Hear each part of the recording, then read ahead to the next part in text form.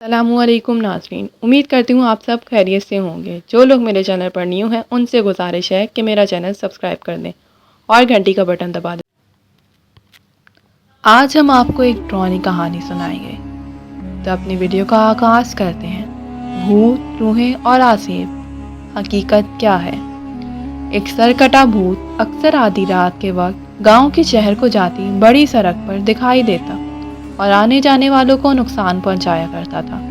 اگر وہ دکھائی نہ بھی دے تو رات بھر گاؤں والے اس کے رونے کی آواز سن سن کر خوف زدہ رہتے تھے۔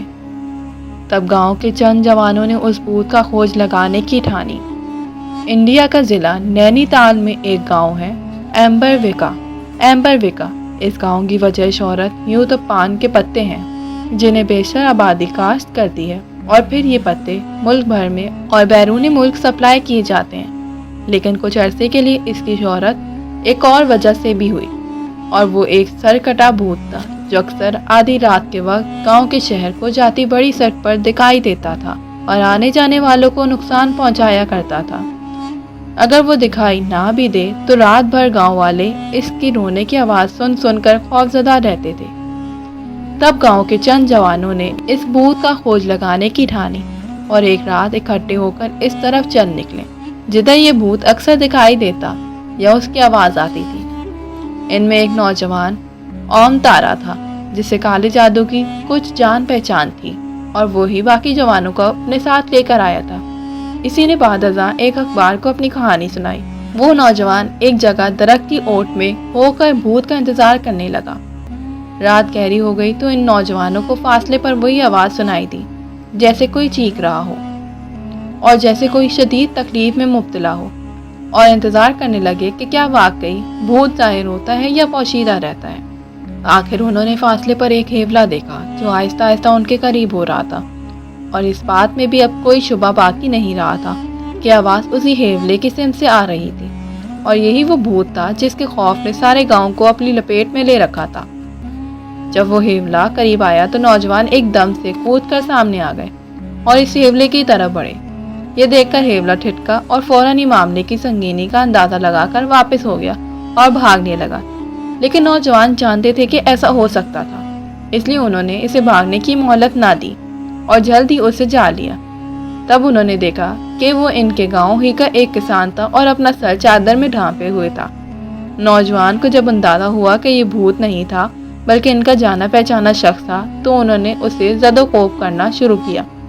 تب اپنی جان بچانے کے لیے وہ کسان گر گرایا کہ اسے معاف کر دیا جائے، اور تب انہیں بتایا کہ ایسا وہ اس لیے کرتا تھا کیونکہ اس نے اپنے کھیتوں کو پانی دینا ہوتا تھا۔ یوں آوازیں نکالنے سے وہ لوگوں میں خوف پیدا کرنا چاہتا تھا تاکہ کوئی اس طرف نہ آئے اور نہ یہ دیکھ سکے کہ وہ کسی دوسرے کے کھیت میں سے پانی کاٹ کر اپنے کھیت میں لگا رہا ہے۔ یوں اس بھوت کا راز بستی والوں پر آشکار ہوا۔ لیکن کیا واقعی بھوتوں کا وجود نہیں ہوتا؟ یہ ایک مشکل سوال ہے۔ سائنسدان کہتے ہیں کہ یہ سب ایک لغو بات ہے اور بھوت جیسی کسی ہستی کا کوئی وجود نہیں ہوتا، لیکن بھوتوں سے متعلق اتنی روایات لوگوں میں عام ہیں کہ اس منظر کے بارے میں شک کی کوئی گنجائش زیادہ نہیں رہتی۔ دنیا بھر میں قریباً ہر قوم اور معاشرے میں بھوتوں کے بارے میں مسلم اعتقادات موجود ہیں، اور اس حوالے سے ایسے شواہد بھی موجود ہیں جنہیں جھٹلانا آسان نہیں ہے۔ آئیے اس منظر کے بارے میں مزید جاننے کی کوشش کرتے ہیں۔ دنیا بھر میں اور خاص طور پر یورپ میں سائنسی خطوط پر بہت کام ہوا ہے۔ اس حوالے سے ایک کتاب ٹال دیئر ممبرشپ 1 کا ذکر کیا جا سکتا ہے، جسے ایک معروف جہاز ران بروک سمتھ نے تحریر کیا ہے۔ بروک سمتھ کا تعلق نیوزی لینڈ معروف جہاز رانوں میں ہوتا تھا، اور اس نے طویل عمر پائی اور اپنی عمر کا بیشتر حصہ سمندر میں ہی گزارا۔ اس کتاب میں ایک وہ واقعہ بیان کرتا ہے جسے یہاں نقل کیا جا رہا ہے۔ یہ واقعہ 1920 کی دہائی میں پیش آیا تھا۔ اس واقعے میں بروک سمتھ ایک سائے کا ذکر کرتا ہے جو ایک رات جہاز اوروویٹی کے ٹینکر پر چھا گیا تھا۔ ہوا یوں کہ جہاز کے عملے کے ایک شخص نے خودکشی کر لی۔ بعد ازاں اس شخص کے بھوت کو جہاز میں کئی جگہوں پر دیکھا گیا، جس سے جہاز کے عملے میں خوف و ہراس پھیل گیا۔ اکثر عملے کے اراکین کو تیز سنسناتی ہوئی آواز سنائی دیتی تھی، لیکن مرے ہوئے شخص کا ہیولا دکھائی نہیں دیتا تھا۔ ایک صبح 4 بجے کے قریب بروک سمتھ جہاز کے جنگلے کے قریب کھڑا تھا کہ اسے کسی شخص کی سرگوشی سنائی دی، جو اسی شخص کی آواز میں تھی جس نے کچھ عرصہ پہلے خودکشی کی تھی۔ اور جس کے بھوت کے بارے میں عملے کے اراکین میں 6 مگویاں گردش کر رہی تھی۔ سرگوشی سن کر بروک سمتھ بھاگتا ہوا سیڑھی سے نیچے اترا اور جہاز کے عرصے تک گیا۔ اس نے دیکھا کہ کالے کوے جیسی تاریکی ہر طرف چھائی ہوئی تھی اور صاف معلوم ہوتا تھا کہ آگے فاصلے پر کچھ موجود تھا۔ بروک سمتھ لکھتا ہے کہ وہ اس تاریکی کو دیکھ کر ٹھٹک گیا اور غور سے سننے کی کوشش کرنے لگا۔ شروع میں اسے معمول کی چڑچڑاہٹ کے سوا کوئی آواز سنائی نہیں دی، جو تیز ہوا کے چلنے سے جہاز میں اکثر پیدا ہوتی تھی۔ تاہم وہ عرصے کے پچھلے حصے میں چلا گیا جہاں اسے پھر سے ہوئی پراسرار سرگوشی سنائی دی۔ اسے یہ تو سمجھ میں نہیں آیا کہ کیا کہا جا رہا تھا، لیکن اتنا اندازہ ہوا کہ کوئی اسے کچھ بتانے کی کوشش کر رہا تھا، جبکہ آواز میں کرب کا احساس موجود تھا۔ بروک سمتھ نے آواز کے منبع کی تلاش میں ادھر ادھر دیکھا، لیکن اسے کچھ بھی دکھائی نہیں دیا۔ بس ایک طرح کی شدید تاریکی ہر طرف چھائی ہوئی تھی اور یوں معلوم ہوتا تھا کہ کسی شے کا سایہ جہاز کے ٹینکر پر چھایا ہوا تھا۔ تاہم یہ واحد واقعہ نہیں تھا جو اسے پیش آیا۔ اسی طرح کا ایک واقعہ بہت سال پہلے جب وہ جہاز میں ملازم نہیں ہوا تھا اسے پیش آیا تھا، اور اس نے اس واقعے کو بھی اپنی کتاب میں تفصیل کے ساتھ بیان کیا ہے۔ یہ اس زمانے کا واقعہ ہے جب بروک سمتھ نیوزی لینڈ کے ایک شہر کرائسٹ چرچ میں ایک بینک میں ملازم تھا۔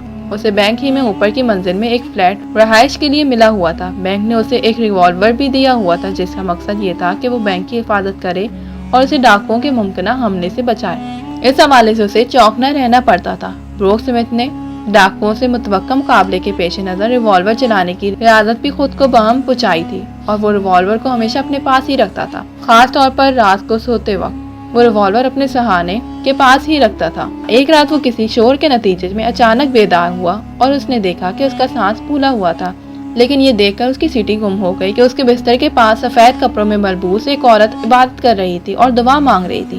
عورت کو دیکھ کر اس کے دماغ میں سے بچی کچی نیند بھی رفع ہو گئی، اور اس نے حالت دماغی کا ثبوت دیتے ہوئے فوراً یہ سوچا کہ یہ ڈاکوؤں کی ہی ساتھی کوئی عورت ہے۔ اس نے فوراً اپنے سرہانے کی طرف ہاتھ بڑھایا اور ریوالور اٹھا کر عورت کا نشانہ باندھا، لیکن اتنی دیر میں عورت اچانک ہوا میں تحلیل ہو کر غائب ہو گئی۔ وہ فوراً ہی بستر سے اٹھ کھڑا ہوا اور فلیٹ میں ادھر ادھر بھاگا تاکہ اس عورت کا سراغ پا سکے، لیکن اسے عورت کہیں بھی دکھائی نہیں دی، اور نہ ہی وہ یہ جان سکا کہ عورت اس کی فلیٹ میں کہاں سے داخل ہوئی تھی، کیونکہ فلیٹ کے سبھی دروازے بند تھے اور کھڑکیاں بھی بند تھی۔ نہ ہی کہیں کوئی نقب لگی ہوئی تھی کہ جس سے اندازہ ہوتا کہ عورت کس طرح فلیٹ کے اندر داخل ہوئی تھی۔ یہ سارا واقعہ اتنا حقیقی تھا کہ وہ ایک لمحے کے لیے بھی خود کو یقین نہیں دلا سکا کہ وہ عورت اس کا وہم تھی، لیکن اس واقعے کو کوئی توجہ بھی نہیں دی۔ بروک سمتھ اپنی کتاب میں لکھتا ہے کہ وہ دوسرے لوگوں کی مانند بھوتوں وغیرہ کے وجود پر یقین نہیں رکھتا تھا۔ تاہم یہ ضروری نہیں کہ آپ صرف ایسے لوگوں کے بھوت دیکھیں جنہیں آپ نہیں جانتے، بلکہ بہت سے واقعات ایسے بھی ہیں جن میں ایسے افراد کے بھوت دکھائی دیے جو معروف تھے اور جنہیں لوگ جانتے تھے۔ یا ہم ابراہیم لنکن کے بھوت کی مثال دے سکتے ہیں۔ کہا جاتا ہے کہ امریکہ کا عظیم سیاسی لیڈر اور صدر ابراہیم لنکن اوہام پرست تھا اور بھوتوں وغیرہ پر بہت زیادہ یقین رکھتا تھا۔ اس کی سوانح عمری کے مطالعے سے پتہ چلتا ہے کہ اس کے مختلف مری ہوئی شخصیات کے بھوتوں سے رابطے بھی تھے، جن سے وہ مختلف امور میں صلاح و مشورہ بھی کرتا تھا۔ یہ بھوت ہی اسے آنے والے زمانے کے متعلق مختلف معلومات فراہم کرتے تھے۔ مثلاً ابراہیم لنکن سے متعلق اس کے باڈی گارڈ کا بیان ہے کہ اپنی موت سے کچھ روز پہلے لنکن نے اسے بتایا کہ اس نے رات کو ایک خواب دیکھا جس میں اس نے دیکھا کہ ایک میت جا رہی ہے، اور جب اس نے ایک شخص سے پوچھا کہ یہ کس کا تابوت ہے تو اسے بتایا گیا کہ امریکہ کا صدر ہے۔ یوں اسے اپنی موت سے پہلے ہی اپنے قتل کے بارے میں اطلاع ہو چکی تھی۔ تاہم خود لنکن کے بھوت نے بھی بہت شہرت حاصل کی۔ امریکی صدر روزویلٹ نے ایک موقع پر اس بات کا اعتراف کیا کہ اس نے ایک سے زائد موقعوں پر ابراہیم لنکن کا بھوت وائٹ ہاؤس میں دیکھا تھا۔ کچھ ایسا ہی بیان وائٹ ہاؤس کے سٹاف نے بھی دیا تھا کہ انہوں نے ایک سے زائد مرتبہ ابراہیم لنکن کا بھوت وائٹ ہاؤس کی کھڑکی میں دیکھا تھا، اور وہ ہمیشہ اسی کھڑکی میں دیکھا گیا تھا، جس کی وجہ یہ سمجھ آتی ہے کہ اپنی زندگی میں بھی لنکن اسی کھڑکی میں کھڑے ہو کر شہر کو دیکھا کرتے اور غور و فکر کرتا تھا۔ کچھ ایسا ہی بیان روحانیت میں گہری دلچسپی لینے والے ماہر عامل اور نیدرلینڈ کی ملکہ ولا لمینا نے بھی دیا۔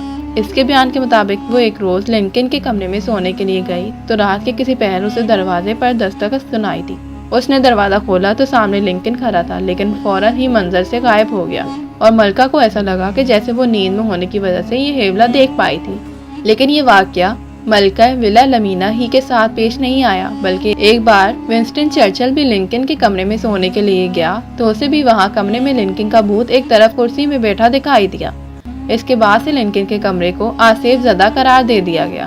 امریکی صدر ٹرومین کو بھی ایک سے زائد موقع پر لنکن کے بھوت کو دیکھنے کا اتفاق ہوا، لیکن اس بات کو اس نے ایک نیک شگون ہی سمجھا، کیونکہ اسے معلوم تھا کہ لنکن کا بھوت ملکی سیاست کے معاملات میں دلچسپی لیتا تھا اور اسی لیے ہر مشکل مرحلے پر وہ رہنمائی کرنے کے لیے وہاں آتا تھا، اور اس کی موجودگی سے فائدہ اٹھا کر اس مشکل مرحلے سے نکلنے کے لیے کوئی مشورہ حاصل کیا جا سکتا تھا۔ جان آف کینڈی اور اس کے اسٹینوگرافر کو بھی ایک سے زائد موقع پر لنکن کا بھوت دکھائی دیا تھا۔ سوال یہ تھا کہ امریکہ کے ایک سے زائد صدر کو لنکن کا ہی بھوت دکھائی دیا، جس سے ظاہر ہے کہ کچھ نہ کچھ صداقت تھی، کیونکہ یہ سوچنا محال تھا کہ سبھی صدر توہم پرست تھے اور وہ جھوٹ بول رہے تھے، یا ان سب کو نظر التباس سے واسطہ پڑا تھا، اور نہ ہی آپ سب عظیم ہستیوں کی ذہنی صحت پر شک کرنے کے بارے میں سوچ سکتے ہیں۔ سوال یہ پیدا ہوتا ہے کہ مرنے کے بعد ایک شخص کا بھوت کیوں دکھائی دیتا ہے؟ کیا اس کی وجہ یہ ہوتی ہے کہ وہ بے چین موت مرتا ہے اور اس کی کوئی خواہش پوری ہونے سے رہ جاتی ہے، یا پھر بھوتوں کے دکھائی دینے میں بھی کوئی حکمت ہو سکتی ہے، اور بھوت سوچنے سمجھنے والی مخلوق ہے اور ان جگہوں اور افراد سے اپنا رابطہ نہیں توڑتے